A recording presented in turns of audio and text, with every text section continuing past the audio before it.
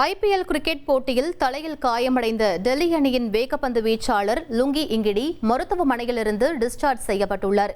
டெல்லியில் நடைபெற்ற பஞ்சாப் கிங்ஸ் அணிக்கு எதிரான ஆட்டத்தின் போது பந்தை கேட்ச் பிடிக்க முயற்சித்த இங்கிடி எதிர்பாராத விதமாக தடுமாறி கீழே விழுந்தார். இதில் அவரது பின்தலையில் பலத்த காயம் ஏற்பட்டது. வலியால் துடித்த அவருக்கு மைதானத்திலேயே முதலுதவி அளிக்கப்பட்டது.